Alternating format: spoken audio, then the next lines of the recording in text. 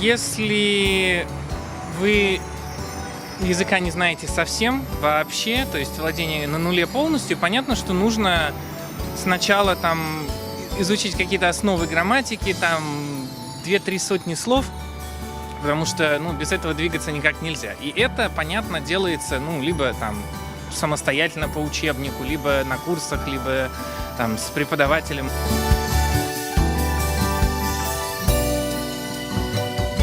Если есть вокруг люди, хоть какие-то где-то родственники, коллеги, с которыми можно говорить, это самое главное.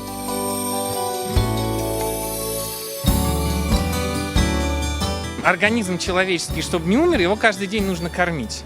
Если не кушать, будет очень плохо, или кушать раз в неделю. Вот с языком точно так же. Чтобы он у вас поддерживался в живом состоянии, нужно каждый день хоть немножко, хоть как-то, хоть чего-то им пользоваться.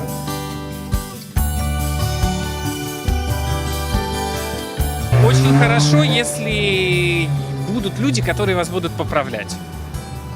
И они будут не стесняться, и вы не будете стесняться просить. Вот если я что-то сказал криво, неправильно, так не говорят, скажите. Вот говорят не так, а вот так.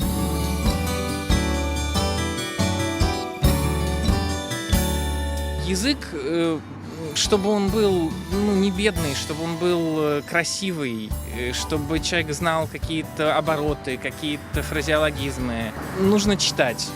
Читать классиков, писателей, у которых все это встречается, и не обязательно даже там как-то выписывать себе в блокнотик, а просто вот ты читаешь, и это в голове откладывается.